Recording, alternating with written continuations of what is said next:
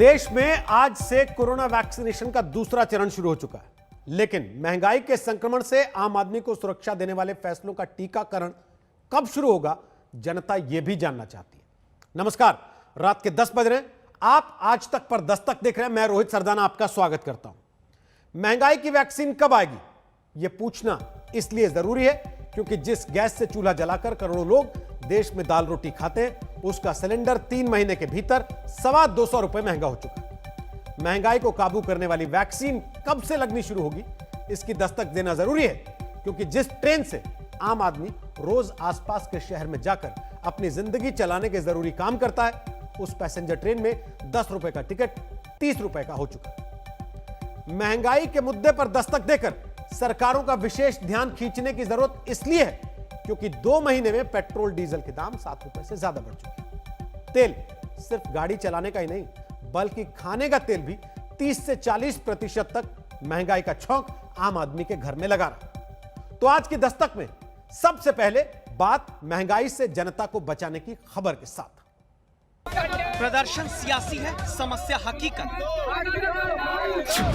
और सवाल ये, क्या चूल्हे पर ही रोटी बनाने की नौबत आ जाएगी?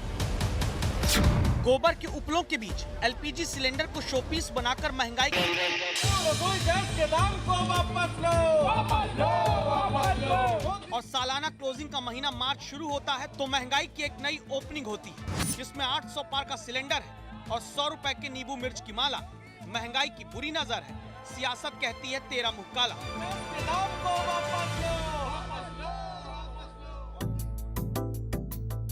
तो हुआ ये कि जिस गैस से जलते चूल्हे के भरोसे आप अपनी श्रीमती जी को अजी सुनती हो, रोटी थोड़ी फुला कर लाना कहते हैं, वो सिलेंडर 3 महीने में 225 रुपए की महंगाई की गैस से खुद फूल चुका है।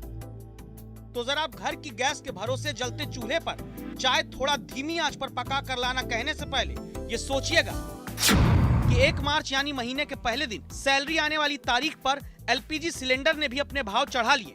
25 रुपए की महंगाई की नई ओपनिंग के साथ अब एलपीजी का गैर सब्सिडी वाला सिलेंडर दिल्ली में तो 819 रुपए का हो गया, जिसकी कीमत 1 दिसंबर को 594 रुपए से शुरू हुई, 1 जनवरी को 694 रुपए पहुंच गई और 1 मार्च को नया रेट 800 पार 819 रुपए का। बंद करो। बस इसीलिए राजनीति में सिलेंडर कार्यकर्ताओं के सिर पर है और प्रदर्शन सड़क पर। तो कच्चे तेल से तैयार होने वाले पेट्रोल डीजल गैस की महंगाई पर पेट्रोलियम मंत्री 2 तर्क लेकर आते हैं। एक, कोरोना के कारण उत्पादन में कटौती हुई थी, उत्पादनकारी देश तेल उत्पादन कम किए थे।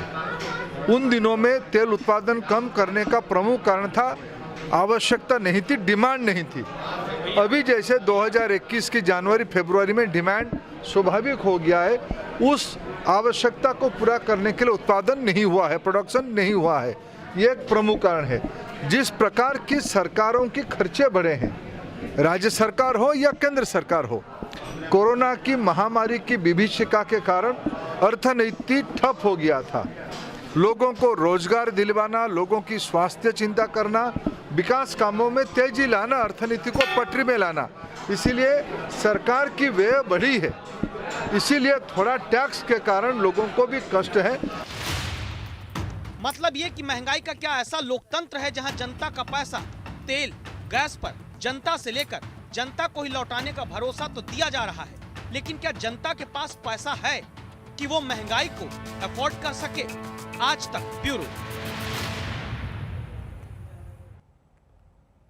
जनता पूछती है कि काश सिलेंडर की तरह हर महीने सैलरी भी बढ़ जाती, काश पेट्रोल डीजल की तरह रोज सैलरी भी बढ़कर मिल जाती, लेकिन ऐसा हो नहीं सकता और महंगाई का बोझ उठाता आम आदमी कहां खड़ा है, यह भी देख लीजिए। आईएमएफ के मुताबिक भारत में प्रति व्यक्ति आय को 2020 के स्तर पर वापस लौटने में 2024 तक का समय लग सकता है।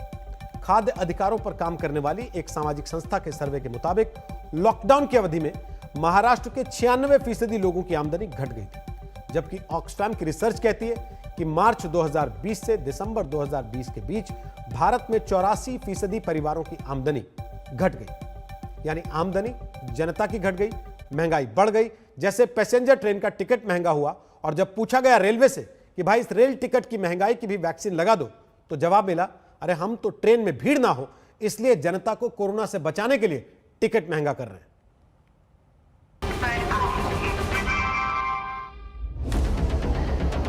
यात्रीगण कृपया ध्यान इसलिए दें क्योंकि रेलवे को आपको कोरोना से बचाने की इतनी चिंता है, इतनी फिक्र है कि भारतीय रेल ने पैसेंजर ट्रेन का किराया बढ़ाकर मेल और एक्सप्रेस ट्रेन के अनारक्षित डिब्बों के किराए के बराबर कर दिया। तो रेलवे की दलीलों और जनता की परेशानी दोनों को समझने के लिए सीधे प्लेटफॉर्म पर आज तक संवाददाता मिलन शर्मा पहुंचती हैं और महंगाई का एक गणित जनता से बात करके पाती हैं। लोकल ट्रेन में सफर करने के किरायों में कम से कम 300% की बढ़ोतरी हुई है।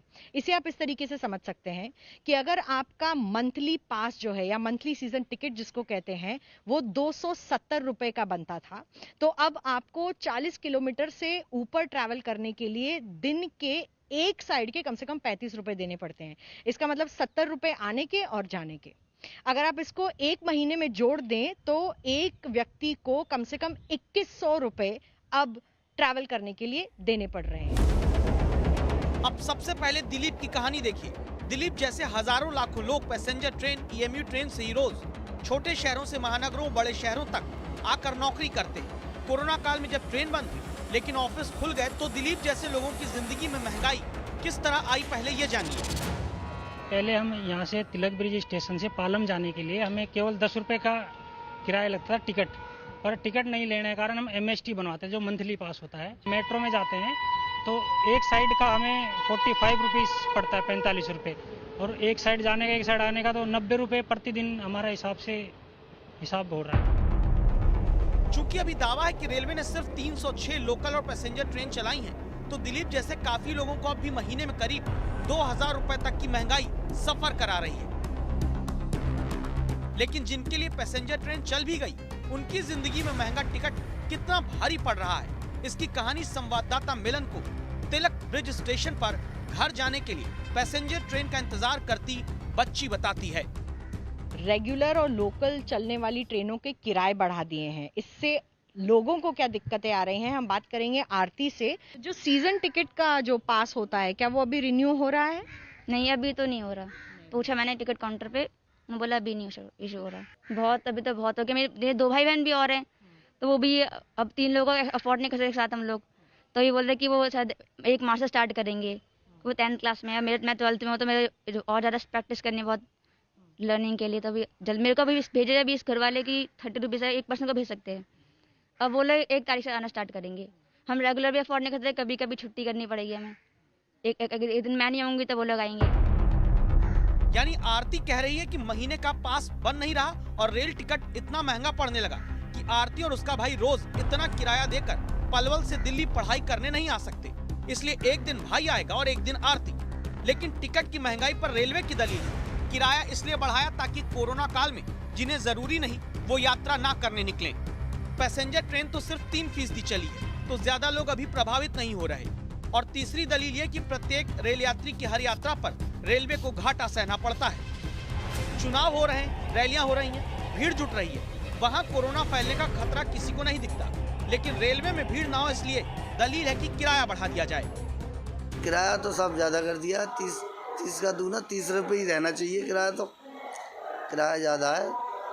तो इसमें ये है कि सब लोग बहुत परेशान हैं, गरीब लोग तो बहुत बड़ा दिक्कत में है। ट्रेन बंद थी, दिल्ली के अस्पताल में काम करने वाले कोरोना वॉरियर रोज पलवल से बाइक से आते थे। महंगाई और एक सड़क हादसे ने इनका ये हाल कर दिया। अब चिंतित हैं कि ट्रेन का किराया सस्ता नहीं हुआ तो कैसे चलेंगे। बाइक से तो 5-6 हज़ार रुपये का खर्चा बैठ रहा है, प्लस मेंटेनेंस भी है, सभी कुछ है। ट्रेन से तो 270 रुपये का MST बनता था महीने का, 500 रुपये वहाँ स्टैंड पे खड़ी करने के लिए बाइक के दे देते। अब देखो मैम जैसे भी सरकार रखती है क्या करती है। सवाल उठता है क्या पेट्रोल, डीजल, गैस की तरह ही रेल की महंगाई की भी आदत आम आदमी अपनी जिंदगी में डाल ले, या फिर आने वाले वक्त में टिकट वापस आम आदमी की जेब अनुसार हो पाएगा। दिल्ली से मिलन शर्मा के साथ आज तक ब्यूरो। यूपीए के शासन में सिलेंडर की महंगाई पर कांग्रेस प्रवक्ता रेणुका चौधरी ने एक बार कह दिया था, क्या इतना गरीब है आदमी कि 900 रुपए का सिलेंडर ना भरा पाए। महंगाई के दौर में यूपीए के मंत्री रहते शरद पवार ने कहा था 11 रुपए का कोला खरीदकर पी लेने वाला आदमी क्या सब्जी नहीं खरीद सकता। महंगाई पर बेतुकी दलीलें अब आज सत्ता संभालने वाले नेता भी दे रहे हैं। कभी दारू को भाव तो पूछ लेता कोई से दारू नहीं भाव बोल रहा है, चुपचाप दबा के ले जावे।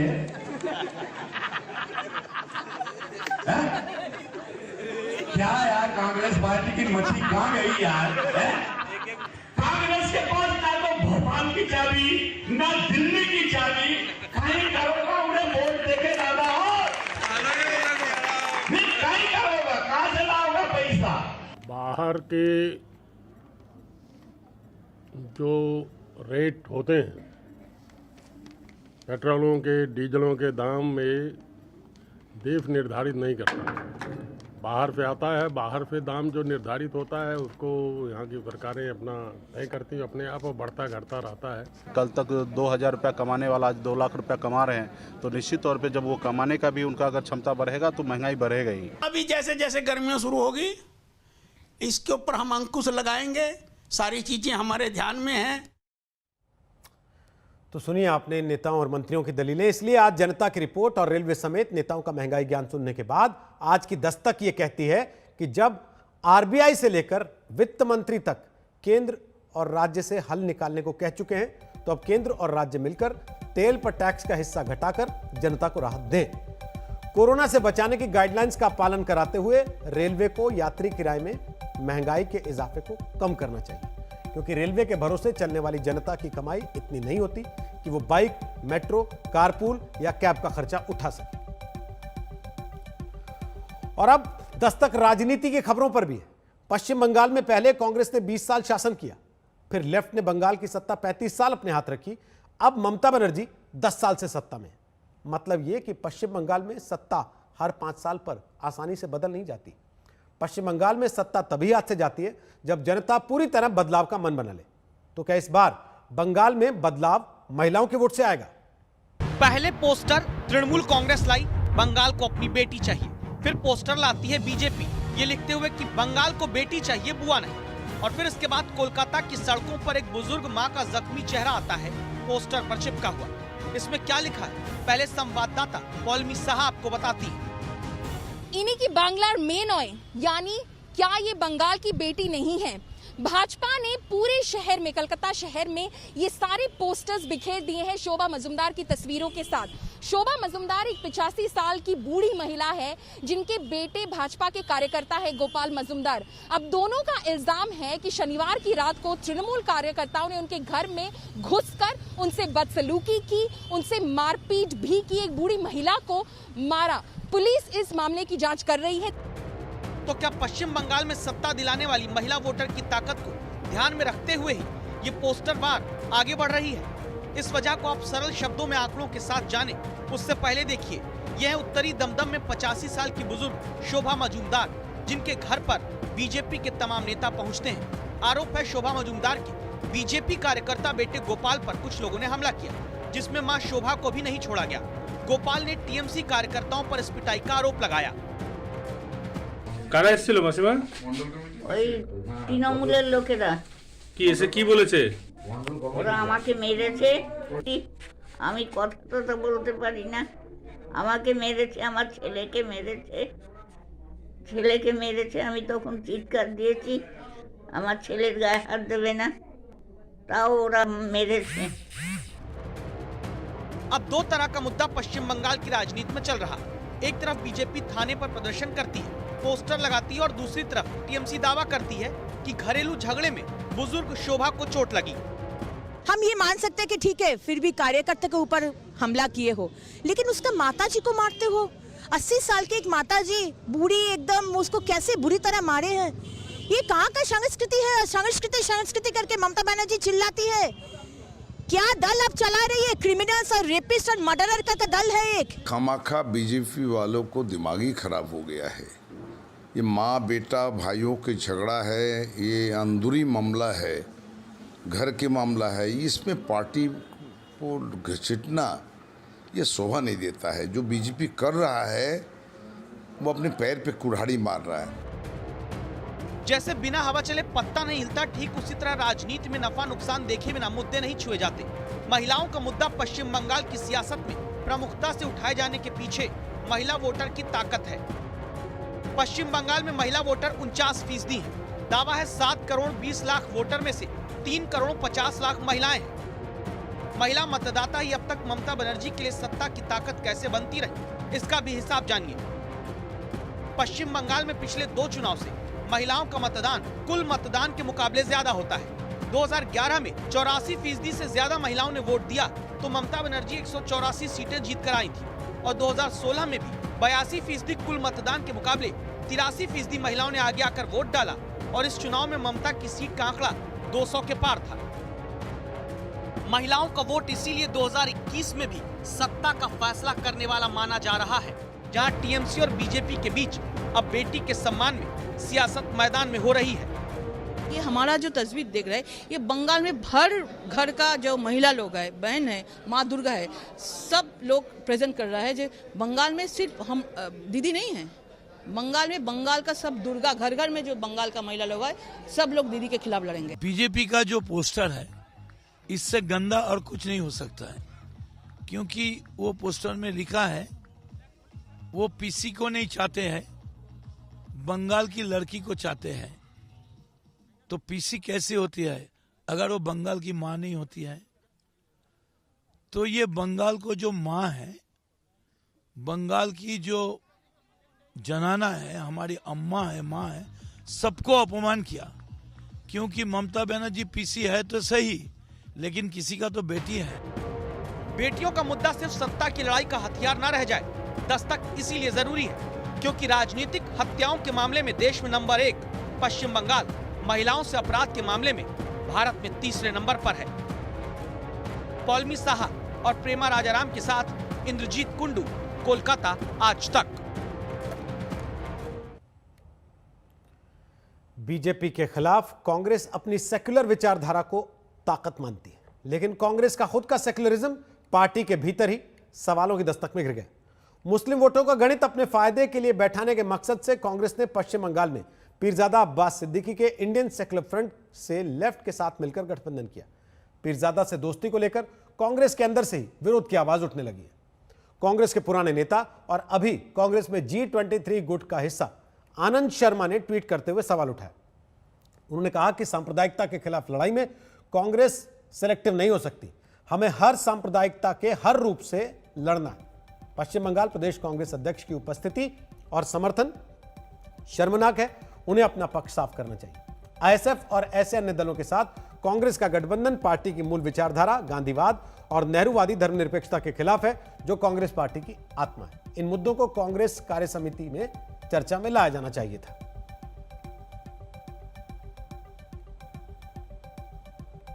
What I am doing, everybody is being communicated to my higher command.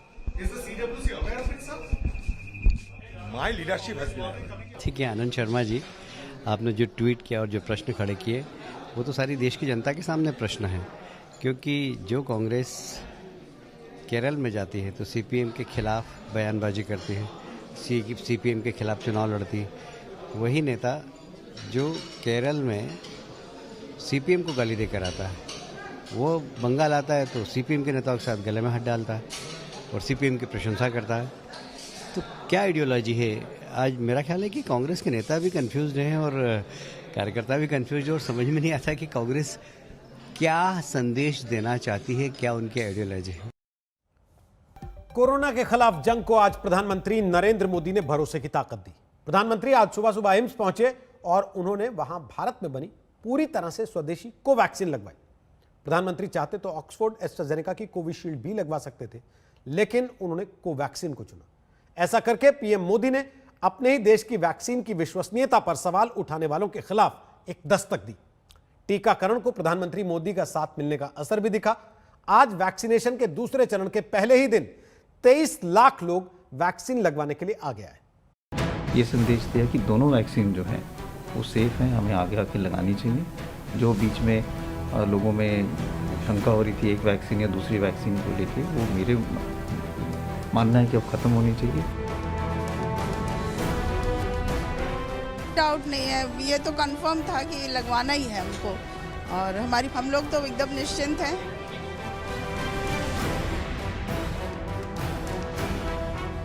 प्रधानमंत्री जी ने स्वयं जो वैक्सीन को लेकर जिसके बारे में अनेक प्रकार के संदेह पैदा किए जा रहे थे, आज इस तरह की जो भी बातचीत देश में चलती थी उसको मैं समझता हूँ कि पूर्ण विराम लग जाना चाहिए।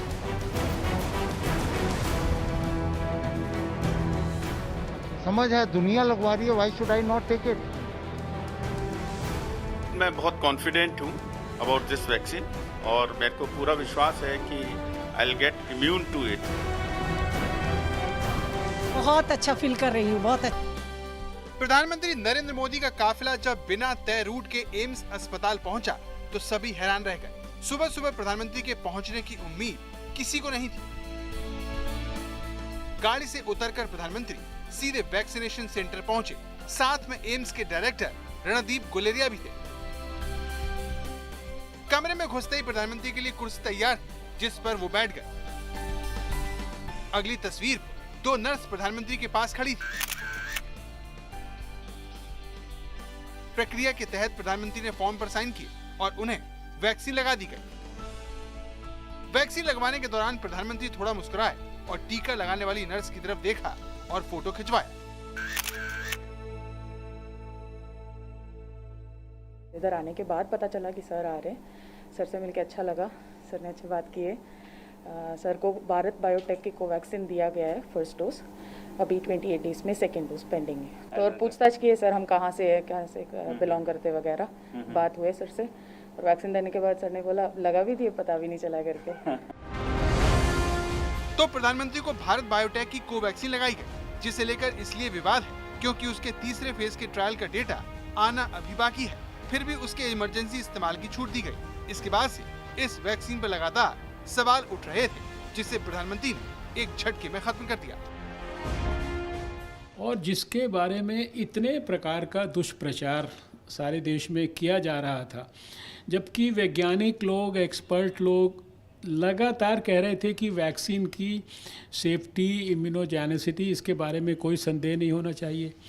और इन सारी परिस्थितियों के अंदर प्रधानमंत्री जी ने स्वयं जो वैक्सीन को लेकर जिसके बारे में अनेक प्रकार के संदेह पैदा किए जा रहे थे, आज इस तरह की जो भी बातचीत देश में चलती थी उसको मैं समझता हूँ कि पूर्ण विराम लग जाना चाहिए। उन्होंने भारत बायोटेक की जो वैक्सीन है वो लगाई और इससे ये संदेश दिया कि दोनों वैक्सीन जो हैं वो सेफ़ हैं, हमें आगे आके लगानी चाहिए।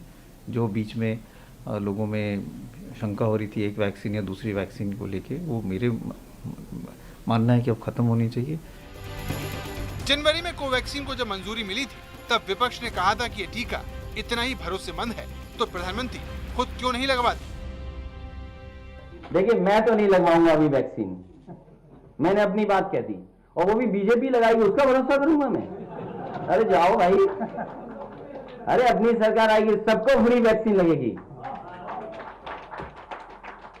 हम बीजेपी का वैक्सीन नहीं लगवा सकते।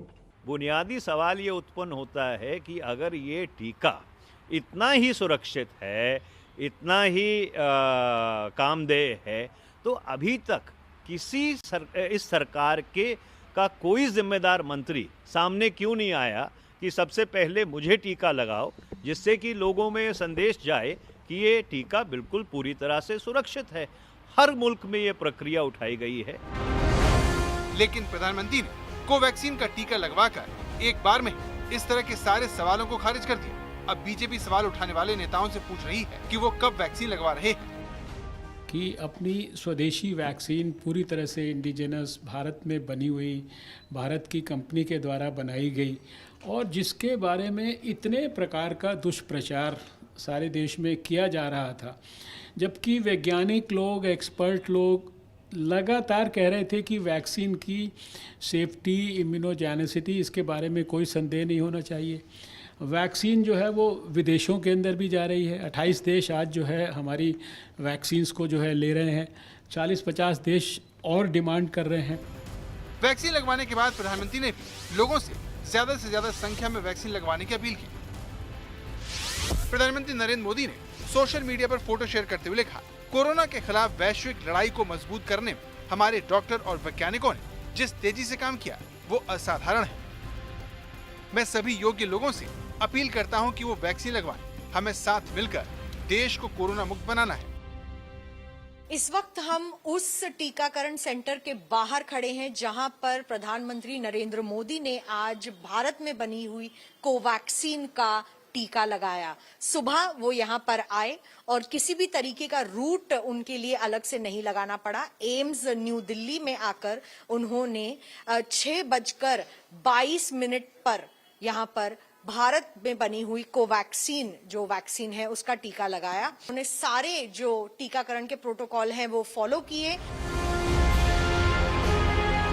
फ्रंटलाइन वर्कर्स के बाद आज से 60 साल से ऊपर के लोगों और 45 साल से ज्यादा उम्र के बीमारों को टीका लगाने का अभियान शुरू हुआ है। दिल्ली के सर गंगाराम अस्पताल में जब आज तक की टीम पहुंची तो हमें वहां पर लोगों के बीच टीका लगाने को लेकर उत्साह दिखा।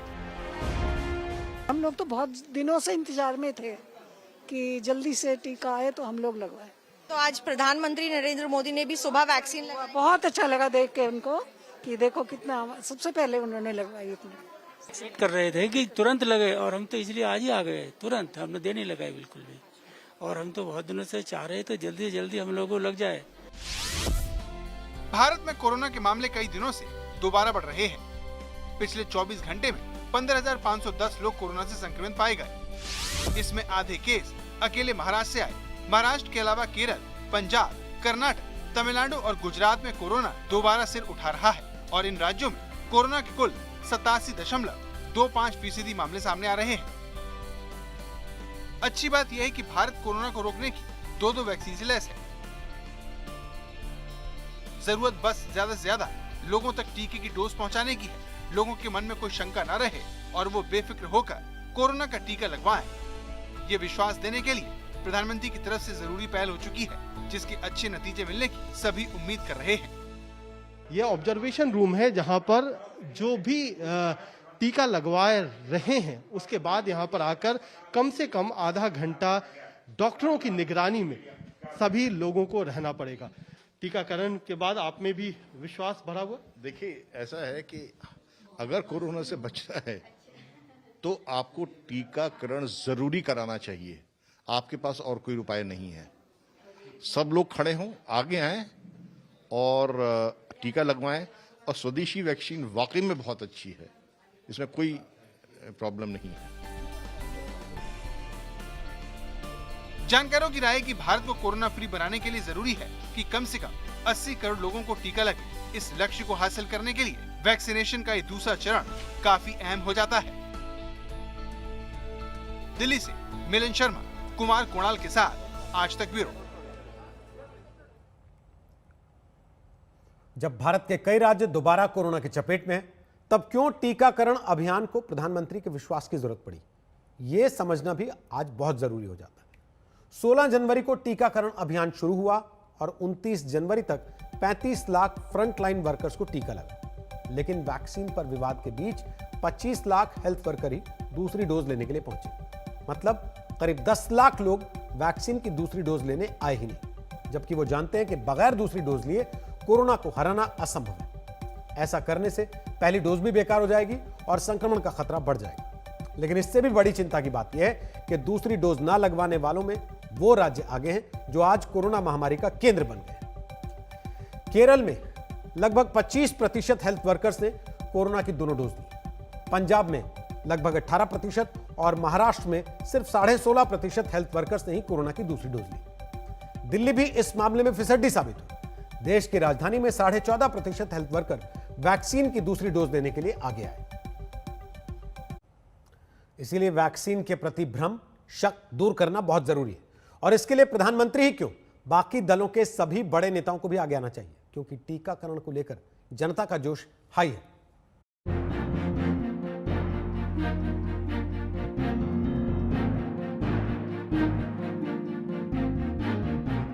वैक्सीनेशन के दूसरे चरण के पहले दिन ही मोदी सरकार ने टीकाकरण को भरोसेमंद बनाने की भरपूर कोशिश की। इसी के तहत सुबह प्रधानमंत्री तो शाम को गृह मंत्री अमित शाह ने टीका लगवाया। कोरोना के खिलाफ अविश्वास के माहौल को खत्म करने के लिए उपराष्ट्रपति वेंकैया नायडू, विदेश मंत्री एस जयशंकर, केंद्रीय मंत्री जितेंद्र सिंह कोरोना के खिलाफ टीकाकरण में शामिल हुए। बिहार के मुख्यमंत्री नीतीश कुमार भी वैक्सीनेशन कार्यक्रम का हिस्सा बने और टीके को सुरक्षित बताया।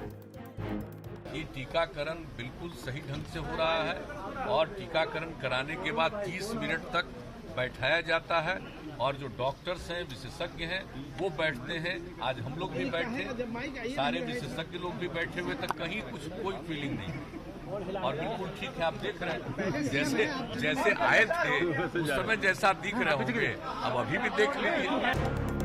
कोरोना के खिलाफ दस्तक देने वालों में ओडिशा के मुख्यमंत्री नवीन पटनायक, एनसीपी चीफ शरद पवार, उनकी बेटी सुप्रिया सुले और राजस्थान के गवर्नर कलराज मिश्र भी शामिल थे, जिन्होंने साफ साफ संदेश दे दिया कि भारत में बनी वैक्सीन सुरक्षित है।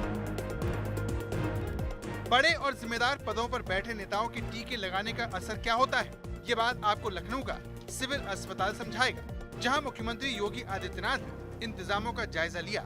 आज तक की टीम को यहां पर आम लोगों में टीका लगवाने को लेकर खासा उत्साह दिखा। तो दस्तक में आज के लिए इतना ही, लेकिन कल आपसे फिर मुलाकात होगी एक नई दस्तक के साथ। तब तक के लिए अपना ख्याल रखिए। नमस्कार।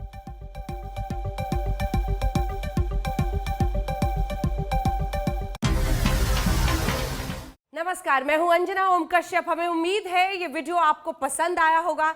लेटेस्ट खबरों के लिए यूं ही देखते रहिए आज तक और इस वीडियो के पसंद आने पर लाइक, शेयर एंड सब्सक्राइब करना ना भूलें।